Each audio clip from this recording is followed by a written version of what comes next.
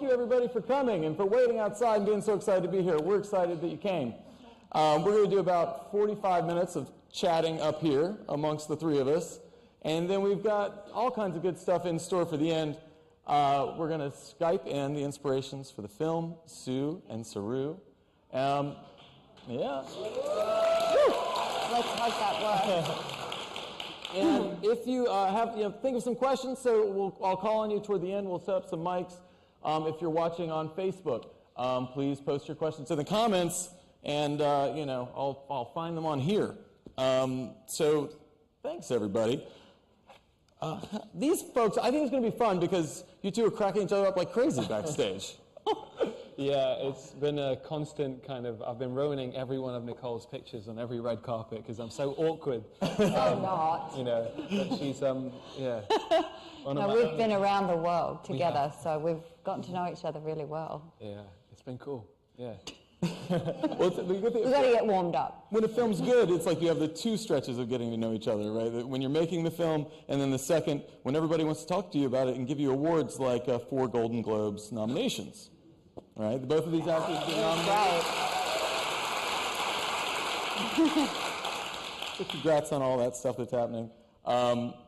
In the Times, we also gave the film a great review.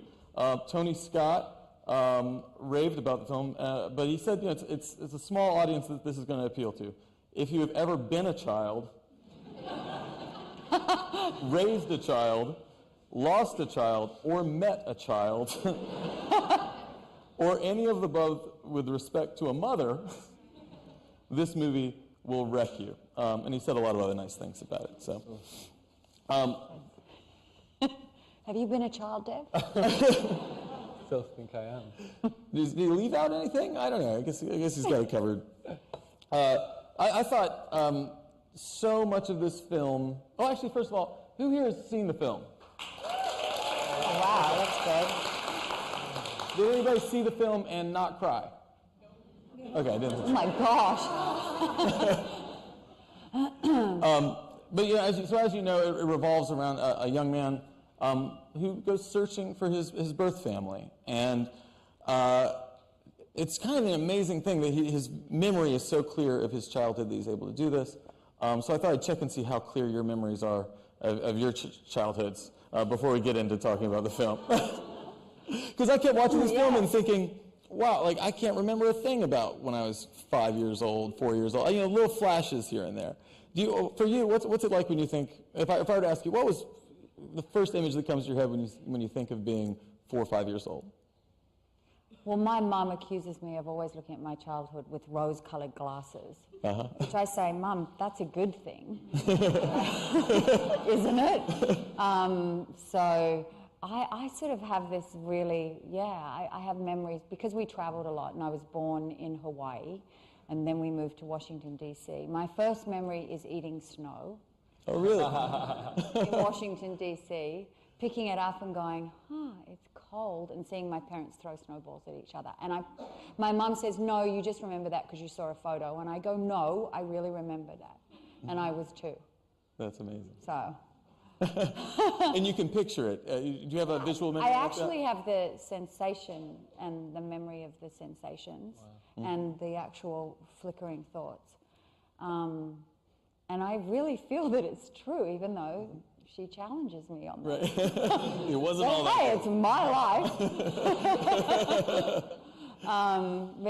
But I do sort of tend to look back at the past with, for me and my childhood, as being incredibly, well, comparatively, obviously, an incredibly blessed childhood.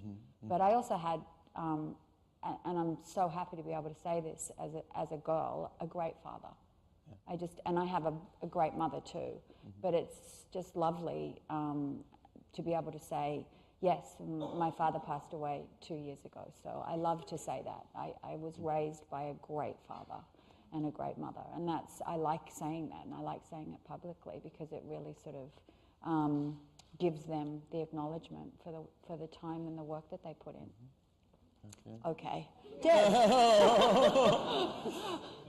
Yeah, it's so important. I mean, if you were to just a flash of what it was like to be 5, what memories cue up? Oh man, 5 or 4. It wasn't that long ago. It was a long time ago for me. I think I remember my great-grandmother giving me a bath, and I remember she had a bar of soap, and she would everywhere under my armpit. She'd sweep her off, lifting me up in my hair, the bar of soap, and I'm looking at her, and she was this this woman from a village in India, and she's just. I remember the tattoos on her arm, and it was like, I miss her. But yeah, same thing. That's what I remember. Yeah, yeah. I thought, since we're talking about memory, I have a few more memory questions. So what film do you first remember loving, like really loving a movie? Well, of course, for me, The Wizard of Oz. Yeah. But I've always said I was so interested in the Wicked Witch and not Dorothy. Which, what does that say? Because I remember seeing those stripy red stockings when they curl up after the house lands. So that was like, wow. And then seeing the witch with her green face and those flying monkeys. They've definitely penetrated many of my nightmares over the. But yeah, that was probably the first. But then I was very into literature. That was I was raised on reading books. So as much as I'm an actress and I work in film, I was actually raised on literature, and that's probably what caused me to become an actress. Because I would get lost in the stories, and I would read big novels when I was very, very young, and I really credit that with building my imagination and building my desire to tell stories. Yeah. How about you? What's the first film you remember loving? Probably Enter the Dragon. Yeah, it was Enter. Yeah. It was Bruce Lee. Oh, that's right. You're into martial arts too. Yeah. I snuck downstairs and watched it through the banister. I saw this guy, and he was just like, "Wow!" And I was like, "Wow!" That was the moment I wanted to be an actor. Actually, that was the moment you wanted to be. Wow. Yeah. It was way past my bedtime, obviously, because the film's very violent. But it was super cool. Nicole, what was that moment for you when you realized that acting was something you might actually be able to do? Well, growing up in Australia, it's actually it's more of like a fantasy. When I was the generation that I came from, the industry wasn't really there to support it. So it was more like, oh, in my dreams, that would be great. And then I would, sort of become, my parents would say, yes, but that's not really going to happen, so what do you really want to do? And I'd go, well, I'd like to be a lawyer, or I'd like to be a doctor. My father was a doctor. So I would, I'd kind of be forced into those paths. But I think when I was 17 and I saved my money. I started working when I was 14, and I would save my money. And I was able to do a down payment on a small flat that was above a shop when I was 17 years old. It was one bedroom, and my dad would come and spackle the walls and paint them and everything, but it was my place. Right. And that's when I went, I'm actually going to be able to do this. At least have somewhere to sleep. And that I think that's primarily was their concern, is that being a child, when you're entering into a career, they want you to be able to make some money and take care of yourself, and they just thought that acting wasn't going to be able to do that because there wasn't the industry to carry you. But hey, I'm still here. And I'm curious, when you were watching films, and we've got a lot of fans of yours here. I'm wondering who the two of you were fans of at that age. Was there somebody you tried to walk like, styled your hair like, dressed like? I once went into and tried to get my hair cut like MacGyver once back when I had hair. It's absurd. But how about you two? Come on, Dev, I can't talk all the time. Mine was Bruce Lee, like I said, it's splitting image. No. It was Bruce Lee, Jim Carrey, and Arnold Schwarzenegger. Those are the three. I see it. Yeah. What was the Schwarzenegger movie that flipped him for you? You know what? There was so many. I mean, Terminator was just awesome. But I remember watching this film Commando as well. I mean, when you're a kid, you don't understand nuance of performance or those things. So you're just looking for a spectacle. And all of those three, like Jim Carrey with his rubber face and Arnold and Bruce with their respective muscles and stuff, it's just very exciting and very escapist for me as a kid. You know. I didn't think we'd end up talking about Schwarzenegger. I know. That's great. Oh man, you asked. So, Yeah. Sorry. How about you? Was there one actor you remember just loving more than the others back when you were younger? You said, no, I'm going to answer the Okay. question. Oh, sorry. Who did I want to look like? That. I wanted to look like Olivia Newton-John in Grease. So I do have a few shots in the tight Grease pants. At the end of Grease. Yeah, at the end of Grease, thank you. Which my mother would go, oh, take those off, Nicole. So that's what I wanted to look like. But I actually, in terms of artistically, I was always left of centre. I was always very much following sort of the European actresses. And I think also what I was just drawn to, because I've now started to piece together some of the reasons why I'm sort of probably lateral, is, you know, I'm left-handed and I was raised by quite a provocative mama who used to challenge everything, and also in terms of just where we came from, we lived in a very conservative area, but my parents were not conservative. So I was already different at school. I was very tall. I had curly red hair, which I've perpetually straightened my whole life, and I still grapple with all the time, even though I do embrace the curl, just not today. And I think I was just always drawn to things that were different, people that didn't conform, and stories that were not necessarily heroic. And so I was that was a windy path for me, but it's who I am, and I give over to it, and I've always attached to the underdog. When I was at school, that was who I would befriend. That's what I liked to be with. I probably considered myself an underdog as well, and that's what I'm drawn to. That's so true. When you talk about, it's interesting the way you talked about your mother, you know, kind of pushing back at you in the earlier story too, about the rose-colored glasses and saying no. Yeah. How do you think that shaped you? And what was that kind of challenging like? I mean, I think a lot of parents just want to support. She was a feminist. She came out of the time when she fought hard for a lot of the things that I just take for granted now. She instilled that in me very early. So she's obviously, I mean, I speak about her a lot, so she's had a massive impact on me. And I credit her a lot with the way in which she formed my sister and I, and the way we are wired and the way we think. But I also credit my dad. But I think because she came from that generation where she probably would have liked to have been a doctor herself, and she didn't.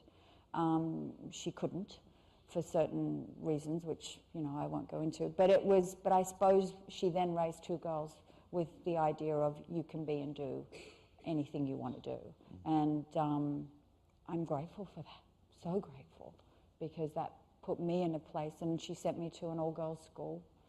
And that formed me as well. And it was a selective school, so it was a very competitive academic school, which, you know, wasn't necessarily geared towards the arts, which was an interesting combination. And so again, you're sort of the outsider of that school. Because I would have to, as much as I loved, strangely enough, as an actress, I loved mathematics. I would just, that was my favourite subject. Yet I would then go home and read, and my private time, my off time, was reading. Anyway, shut up, Nicole. This is fascinating. No, I feel like I'm talking too much, but I suppose we're That's here to what talk. they came for, yeah. I know, but it feels like we're in a living room right now, and I'm dominating the conversation. Well, for you, what was? Were you a kid who was like in school plays? I know you started your career very young, but before the huge break of Slumdog Millionaire, before Skins, and were you focused on acting and doing classes or school plays, that kind of thing, or no? I was very hyperactive, and my mum was desperately trying to figure out a way to channel this energy. And, you know, so there was the whole Bruce Lee martial arts angle. I was practicing keyboard, I was doing everything. But the thing that really stuck was one of my teachers was like, you've got to put him in the school play. So it was this Shakespeare production of Twelfth Night. And I ended up playing this character called Sir Andrew Aguecheek. And, you know, it's period, so we put on these football socks and had the garters and all that kind of stuff. And I won this little award. And then from then on in school, and it was the first time I felt like I'd connected. And I saw my dad, who's a very kind of, you know, he doesn't kind of express much, you know, moved. And my mum, you know, I could see the pride in her eyes, and I felt like, oh, wow, this is amazing. And so that's really, I was doing pantomime in school, really, until she saw this open casting in a newspaper to do skins, yeah. That's how I got that, yeah. It's so great. I mean, that story still, you know, his mother sees she's on a train, right? Yeah, I think that's right. And she just sees a post, was it a posting that's saying? She traveled, she was a carer for the elderly at the time, and she goes on the tube. There's a free newspaper called the Metro on every chair. And in the back there was a little newspaper cutting, and it said, new teenage drama on E4, which is like a sister program of Channel 4. No acting experience necessary. If you're 16 to 18 and you want to be on TV, then come down to the National Youth Theatre on this day. And I had my exams at that time. Not that I really cared, but she tore it out and didn't tell me until the day before. And she's like, oh, by the way, tomorrow we're going to bunk off the morning of school and we're going to go to this. And I was just so upset, and I was, you know, this teenager that didn't want to be pushed out of his comfort zone or embarrassed, and I was like, Mom, I hate you, why? I'm like, there's no Indians on TV, this is stupid. And she's like, I don't know, I thought she'd gone insane. And she's like, I don't know why, but we're going to take your school uniform, take your school books, or you can practice on the train for your exam, and we'll wait. And we queued outside, and there was all these drama students doing their vocal warm-ups and all that kind of stuff. And I was there with my Indian mum, you know, making sure my hair is straight. It was just horrible. And then they just pair you with two people. You two, here's a script going, you two. And it was around the block. And, you know, it's like American Idol or something. And I started reading like I would in 12th Night. I was like, hey, and it was really big, and they're like, all right, do it again, but now say it like you're on the phone to your friend that you've known for ages. So I did it again, and then they all started smiling, and they called us straight in and said, yeah, we really like him, and that was the beginning. That's such a good story. I'm so glad. I mean, so again, moms to thank. Like, it goes along with the theme of this film, which is so much about. Sure, I will get us back on track. I promise. Yeah, you just did. That's an amazing segue.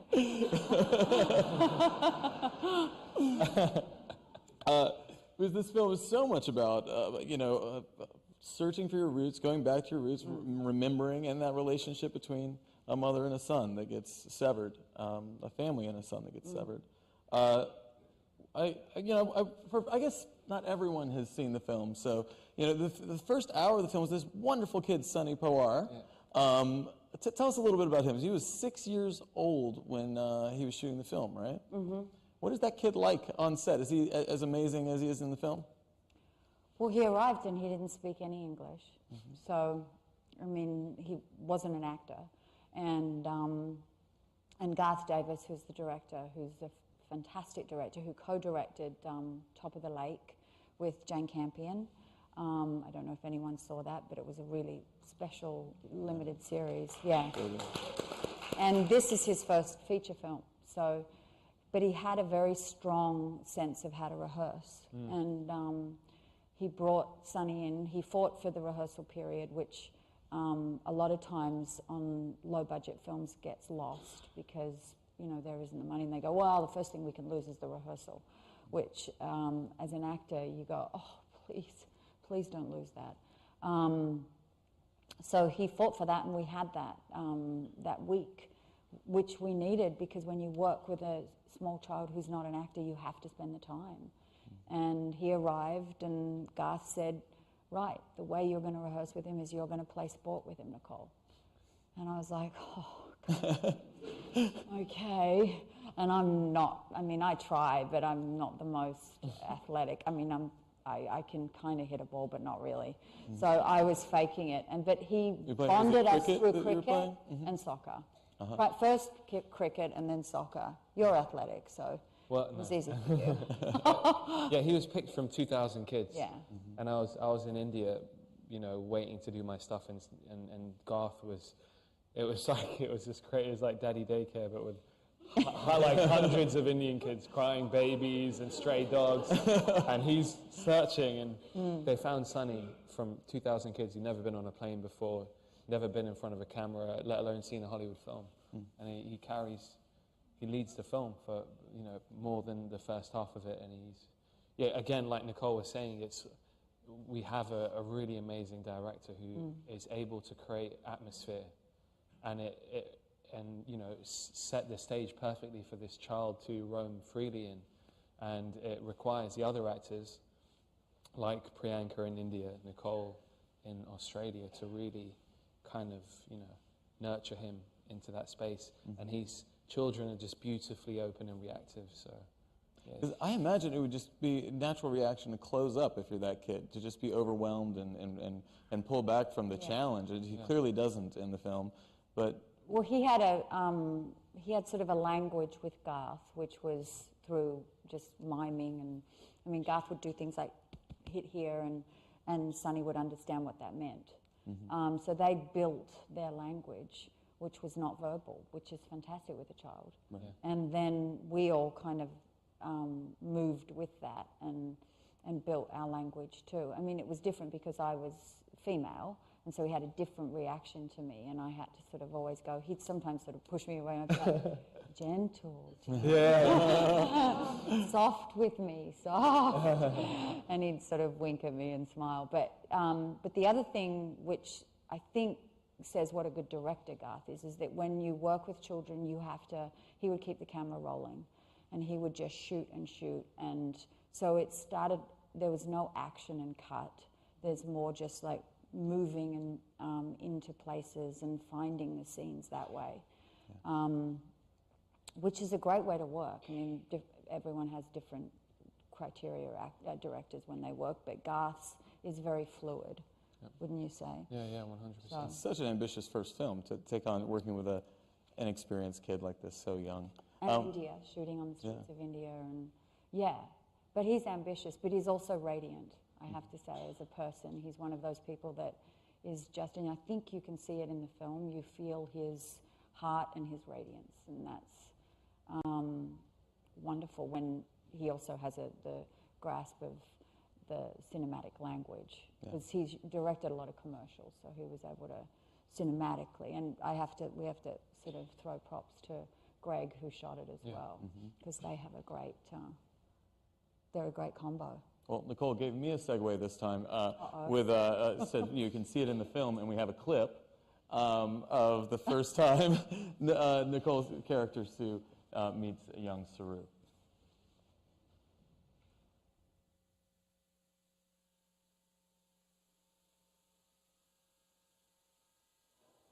Fantastic, right? Yeah, it's just, I mean, to get that level of comfort to play someone's mother, to play a young child's mother, must be different than simply working with a kid in a comedy or something. You know, there's a bond that you've really got to establish that you see in these scenes.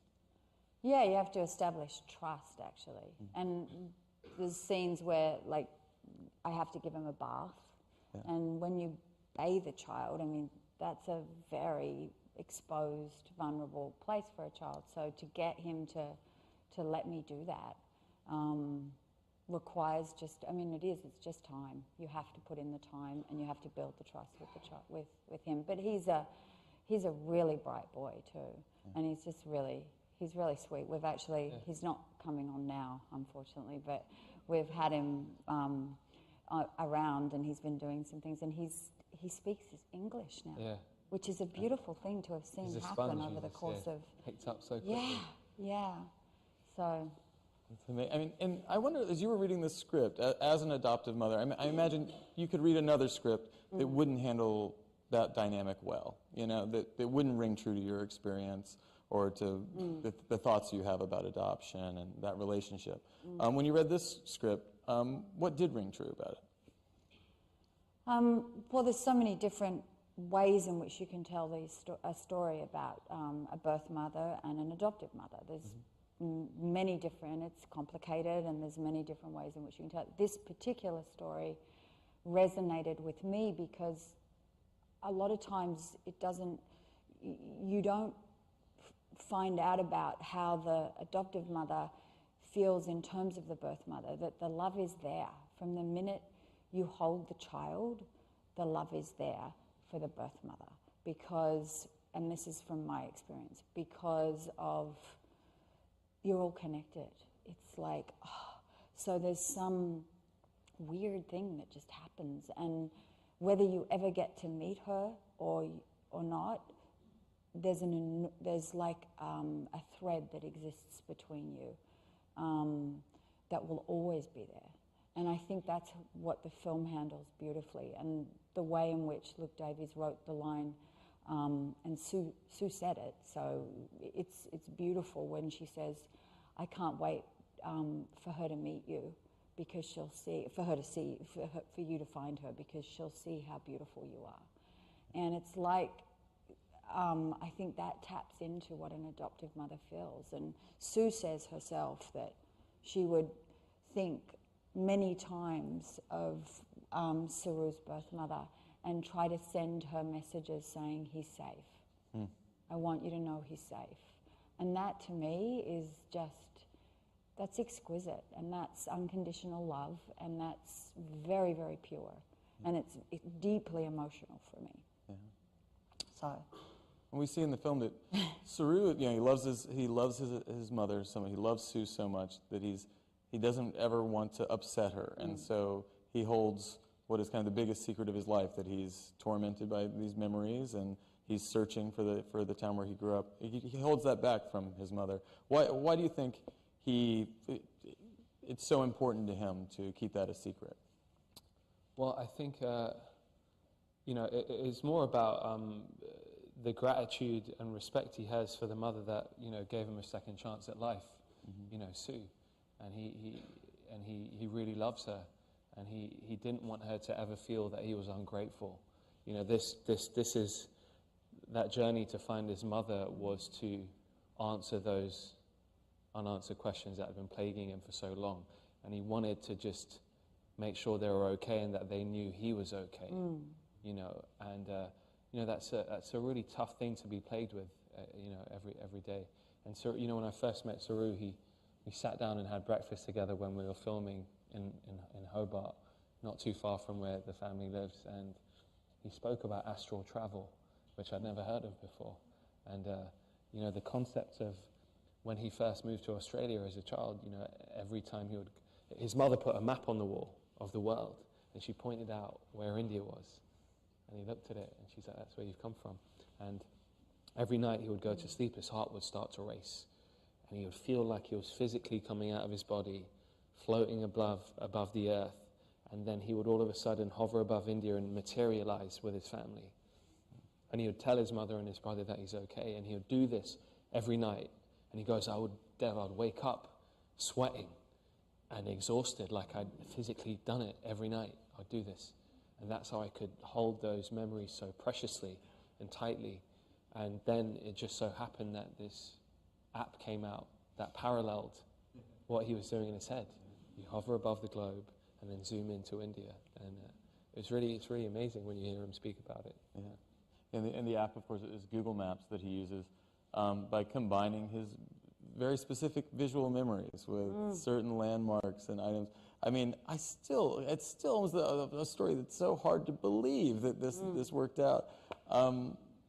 It's, as you talk to Saru about that process, and of course the film, by the way, is based on his memoir, A Long Way Home, as well. But I'm wondering, all those hours you must have spent on set staring at that laptop, trying to make those scenes work. How did what you learned from Saru influence that part of the performance? Yeah, I think that the concept, I've done a lot of fake computer acting in my career, playing nerds and stuff, you know. But this is far more emotional, you know. And Saru, you know, the concept was that, you know, with every click of that mouse, with every scroll, he was getting one step closer to finding her, his destiny. And that's a really emotional process, you know, and a relationship to have with technology. So, and Garth, again, to keep bringing his name into this, because he really is a maestro at this. When I was in India to do the whole, you know, the preparation, that we all had our different things to do, and mine was to travel the trains and watch Sunny perform, and he made us play in the field that I walked through at the end, and he recorded the sound of these leaves, and Sunny laughing and Priyanka, you know, tickling him.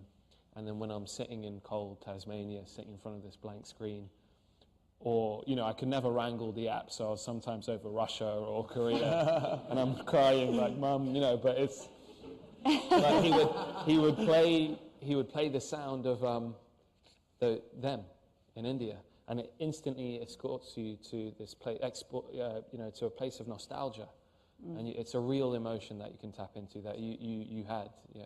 So it's just to clarify, it's the sound of the leaves? Yeah, that he'd recorded on the, and he would play it back in the room on a speaker. And all of a sudden you're like, oh man, you know, I can feel it. And it just changes everything about how you're reacting with a blank screen. Yeah. And Nicole, how did you prepare? Did you also talk to Sue before the film shooting began? Yeah, I mean, she's very open to me.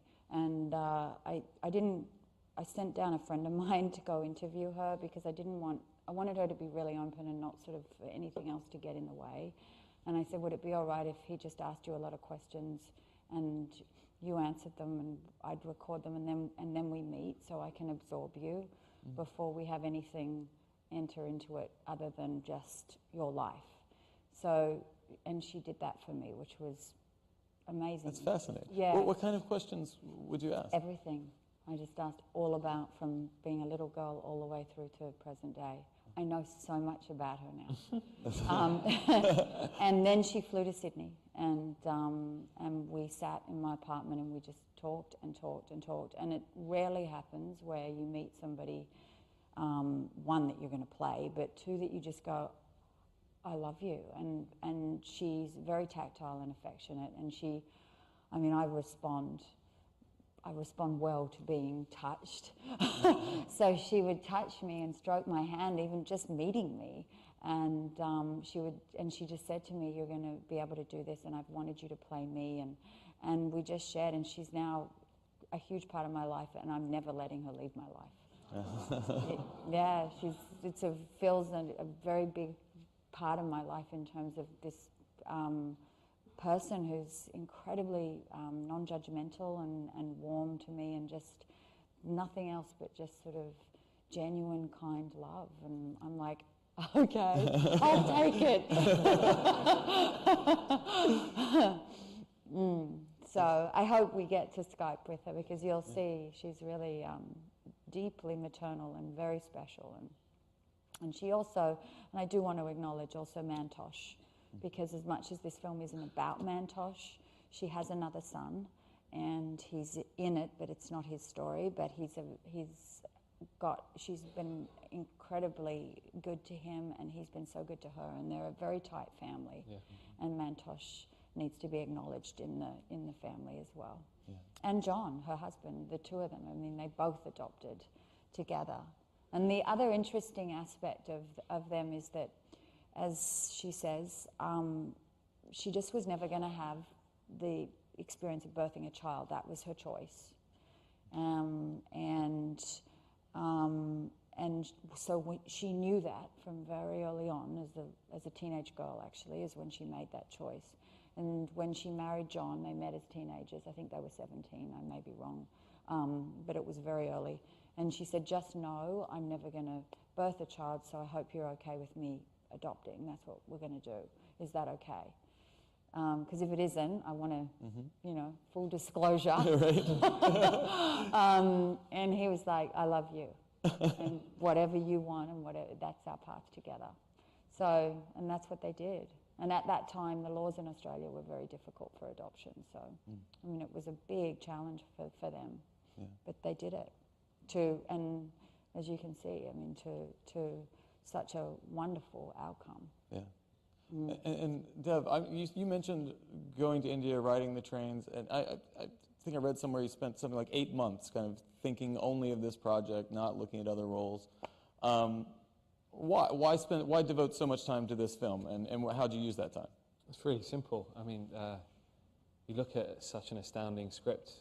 I've never been sent anything like that, you know, and I have to think, God, I've never had the luxury as a Indian actor to be able to go on a journey with so much soul and pain and depth.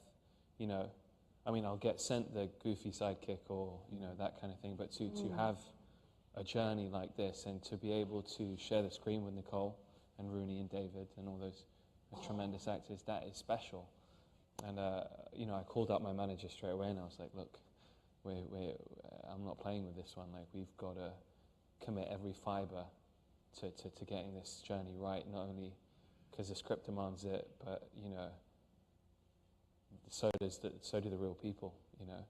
And so we, you know, a lot of it was Garth saying, I was doing a film with Jeremy Irons where I was even more skinnier than I am right now. I was a wafer with the short buzz cut hair, and he's like, we need you to grow your hair and we want to make you a bit more masculine, I guess. I was like, oh, thanks, man. And, you know, it was the accent was, you know, something that was tough for me to grapple with because I'm not very good at them. And it was also... So good at the Australian accent. After, I had Jenny Kent, this amazing dialect coach, and yeah, it was going to India and doing a pilgrimage as Saru, you know, the trains, meeting Mrs. Sood, who's this woman who's now in her 90s, I think, who's first extended this picture and said this could be a new life for you, you know, when he was in this terrible orphanage. And it's just incredible. It's life-changing, you know. And the Sydney Morning Herald, by the way, vouches for the accent, says you nailed it.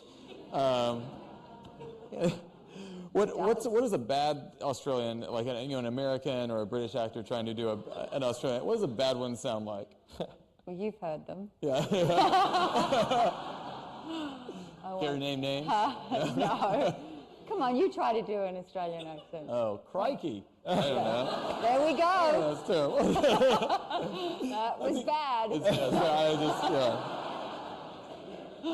The reason I spend my life on my laptop and reporting. I'm sorry. It's a tough accent. It really is a tough accent. Yeah. So you had a dialogue. That's why You made him shine, Nicole. I did. I know. I'm trying to pull my skirt down because I've realised I've worn way too short a skirt for this stage. All right. Next question. All right. How about a clip? We'll do a clip. We got a clip of Dev's. We've been talking about Dev's great performance, so we've got a nice scene with Dev. Crikey. I took the mood in a whole other different direction. Angry. That dynamic, that the idea that he's. I'm sorry, just keep thinking my Australian accent. Try some more. Come on. I'll try. All right. With what he's talking about in that scene is other people not understanding what he's going through. What is driving him to search? This is such a big. I'm just really. Let's get out. Let's get out. Sorry. This is a big moment. Nicole makes me laugh sometimes. Oh man. Okay. I'm getting blamed. What is this? Yeah, I can see you. Sorry. This is okay. Sorry. All right. No, I'm just talking about what's going on in Saru's mind as he's, you know, this scene in the relationship with his girlfriend. Yeah. She just can't comprehend what he's feeling. So what is he feeling? You know, it kind of, Lucy's role in the film is kind of this force that is trying to force him back into the present. You know, because you start off as Luke Davies, our writer, describes that. You know, you follow this child through this film, and then all of a sudden there's this moment where he comes out of the water in Tasmania, and it's like a baptism, and it's the birth of this Australian, really. And you know, he's been shunning this Indianness, this heritage, this past, to try and fit in, and it's that bottling up is starting to consume him, and she's trying to force him to be here and be here now, be with me. And there's so much uncertainty, you know, trying to find this needle in a haystack. She's, you know, his mother could have moved. Anything could have happened to the family. You know, it's just so insane that he was so consumed by this that he left his job, and he was, you know, a real pillar of strength in the family. And it's that moment when he just has to let it all slip out. You know what it's like to go to bed knowing that his older brother is screaming his name every night, you know, searching for him, whilst he's living this life, you know, going to parties, drinking beers, you know. It's that duality that is tearing him apart. Yeah. When, you know, it's such an emotional film. We talked about everybody in the audience crying. You know, I was crying. My mom was crying when we watched the movie. But what's the difference in reading a script or working with a director who makes a film that ends up feeling manipulative or feeling too, you know, syrupy or like it's trying to jerk your tears versus one like this? Tony Scott at the Times was talking about, you know, this is a film that's very emotional, but it earns that in a kind of clear way, is the way he described it. But when you're working on different projects, I'm sure some just feel more true or honest than others.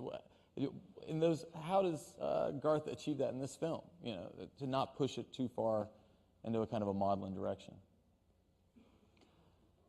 Or is it all a little? I mean, well, I think it's just truth. I mean, the way in which he guides it and his personality. I mean, you see the personality of a director in their films, obviously, because they're the choices that they make, and they're the ones who are steering the whole vision. So it's their choices and how they mold it. So this is very much of him. And I think when you're, as an actor, you're contributing, you're not leading. So you are, and for me, I love coming in and being able to explore many different ways in which a scene can play out and find it. And so that means exposing myself so that they have choices. And therefore they can edit it and shape it in particular ways. There's other actors that won't do that. They choose how the performance is going to be and they structure it and that's it. And you cannot then maneuver within that. But I like trying things and you never know, and giving them so that when they're in the editing room, they do have, I mean, I'll have strong ideas, but I do want the direct, because you never know with film. It's such a, something you thought was going to work suddenly doesn't work. Something you think is coming across isn't there. I mean, and I always say, for me, when I watch something, if I'm 70% happy, that means it's really good, because I'm so tough on myself. So 70% is amazing. I've never gotten over that. In terms of that's probably where I hit. If it's 20%, it's not very good, and usually I end up somewhere around 40 or 50% happy. So, but that's just because I know what I was hoping for and trying for, and what I feel inside, and therefore then what ends up being. But I'm not right. I'm just aiming for something, and that may not be what's needed. So, it's fascinating actually, and having worked with so many directors who are very strong and a lot of auteurs, seeing the way they guide their vision and what they choose and how they do it, that's exquisite. I mean, I'm still so curious and fascinated with the art form of filmmaking. I love it, and I love being a part of it, and I love seeing it grow and then seeing it come to fruition. And sometimes it's going to work, and sometimes it isn't. And at 49 years old, I go, I want to still stay in a place of being brave and not caring, you know, if something doesn't work, because otherwise you're never going to surprise or find new places to exist in. Yeah. I think the first time that I but that's how I feel. So I think I'd never really understood restraint, and Garth is a champion of restraint. You know, there's a lot of times when you're doing those laptop scenes or doing something. It's funny you show that clip because that's the one where he goes for it. Right. But actually, much quieter than. But yeah, it's a really quiet performance, and he pushes you to that space. You want to be, as a performer, you want to go there and like, yeah, and do that kind of stuff and display all this, you know, all these things, these gadgets you've accumulated on each film. That you know, and also it comes down to that thing, you know, there's no spoiler in saying that the atmosphere, you know, that scene at the end, you know, spoiler alert. I'll do this when it's over if anyone's listening. But, you know, when there's that reunion, me and Priyanka are in India in the middle of nowhere, and I had nothing to do for 3 weeks, so we would have dinner every night and talk about the characters. And then a week and a half before that shot, which was my first shot in the film, he said, "You're no longer allowed to see each other." And I'm like, "What? What do you mean?" He's like, "No, you can't, don't spend any more time together." And he starved us of this energy, of this friendship. And I experienced her in this scene as you did, as an audience. You know, I'm walking around this corner, and they found the only English speaker in this village, this man who was a local school teacher, who I show this picture. And I'm like, "Oh, I'm this guy, I'm looking for my brother and my mother." And he walks around the corner, and I'm walking through this alleyway, and in the distance I see these 3 women. And as I get closer, I see it's Priyanka, and she's got this amazing makeup. They've aged her. And we just collide, you know, we just come together. And everyone around us, there was no planted extras, they were all real villagers from that town. So she had told them, which I wasn't aware of, that I'm about to meet my son, who I haven't met in 20 years. And I'm going to meet him today. He's coming. So I'm speaking English in an Aussie accent. They don't know what I'm saying, so they're purely reacting to the truth of that moment. And we hug and we're crying, and she's touching my face. And all of a sudden, I can hear sniffles, and everyone else's hands start reaching up. Like you're an avatar, you know, they're all yeah. And, you know, like, we couldn't keep resetting and cutting, because it's like being in a coliseum. They start to see the illusion. They're like, you know, there's some of the boys in the back. And they start giggling, so you have to be in it. And then Garth will come in and go, "Just go a bit apart and try that bit again." And you have to do it, grab it quickly before everyone kind of turns feral and sees this illusion. But it's really down to him. He's amazing at doing that. So in this film is, you know, it's a rare positive story about technology, right? Usually it's a dystopia, Yeah. robots are taking over the planet. This is actually a really romantic story about technology. And now we're going to try some technology here with Skype. So be patient with us if it's a little spotty. We're going to do our best. But if it works, we're going to have the pleasure of meeting Saru and Sue Brierley.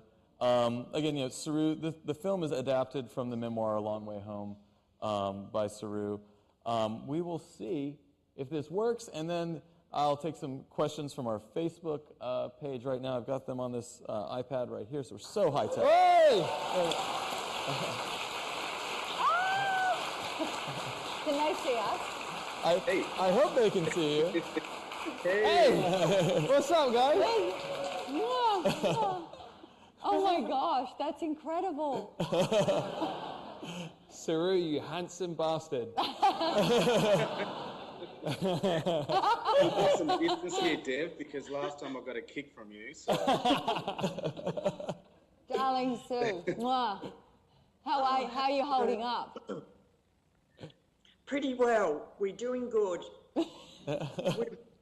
We're ready to head off on our big tour around Australia next week. Awesome. We're going to do lots of talking and praising you very much, and wonderful we think you are. Oh, dear. We miss you guys. Yeah. Oh, we do too. We miss you too. We Is it had warm there? withdrawal symptoms. It's cold here. We're in New York. It's warm there, right? Warm here, lovely. Sorry. Just rubbing it in. Yeah. Thank you so much for joining us. Thank you for having us. Our pleasure. We've been taking questions from all the people watching online, and I'll read a few of those to you. The first one we have is for Saru. How did it feel to watch your younger self, to watch the fantastic 6-year-old actor play you? It was great. It was amazing. I really didn't know what I was in for, really. I had read the script, and a few times, and Mum as well. But when I came down I was a bit nervous to sort of see, what would sort of come about and what they've done. And I sat down and I wanted to see the movie by myself without Mum and Dad sort of seeing it with me. And so when I saw it, and at the end, I was just my fingers, they were just like holding tight to the seat because, I was so sort of submerged in the film of myself and filling in the areas where I was sort of telling myself this happened in this specific phase and stage of the movie. But, it was just so enthralling, and, I was sweating, and there was times where I'm just trying to hold back the tears of, all those sort of life-threatening events and the emotions and everything that was sort of going on at the point of time. But, yeah, kudos to everyone that's produced this movie and acted in it. It's an amazing movie, and I've seen it about 8 times. And you know what? There isn't like a moment where you're like, I'm bored of this movie. I want to do something. It's just there's always new things that are popping up, and you can see sort of themes coming up in the movie as well. There's just so much attributes that I'm even finding myself to this movie, as well as, being the author of A Long Way Home. And, I'm really sort of thinking about my life, and it's like, there's things that reoccur that has happened as a child, and now it's recurring as an adult, the way that I'm strategic and diplomatic about things. And, I'm really happy, that everyone gets to see this amazing, profound, enchanting movie.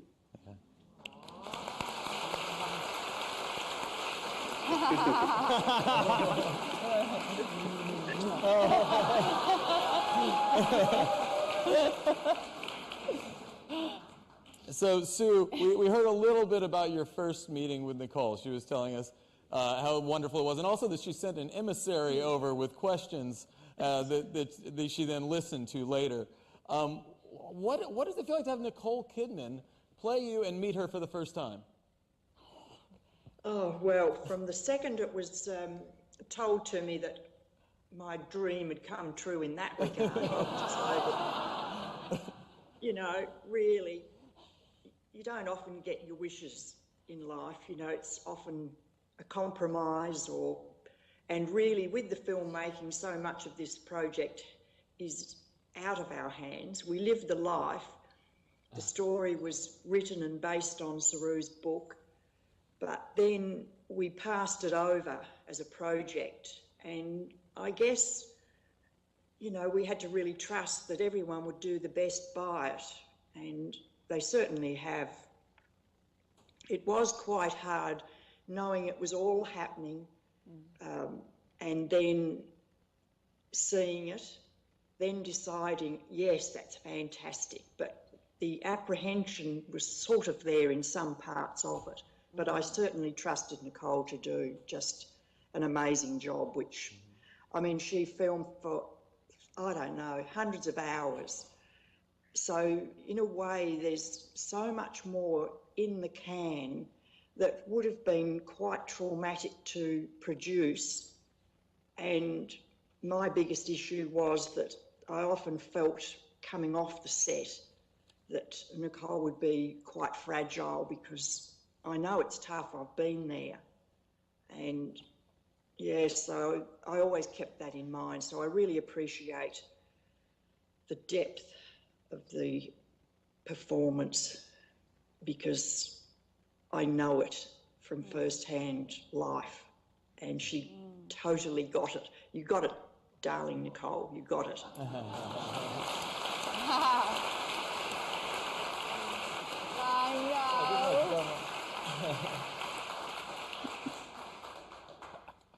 I'm curious, being so exposed in public is something a lot of people are not used to and aren't built for.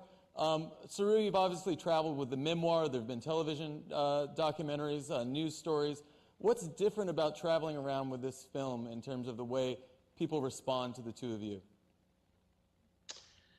I think there's from people being on the sort of literary tour and in Australia and around the world, people can imagine, what I went through by the sort of the images that sort of come up in their minds. But when it comes up something like this, it's a little bit more going to another dimension, another sort of sense that's been heightened, and it's so gripping that people are just so enthralled by it that they want to know more about other things that have come about for themselves, because every individual person that leaves the theatre after watching this movie has got lots of questions and see life in different ways that some of them people are find that they're so amazed and it gives them hope and feel that there is hope in destiny and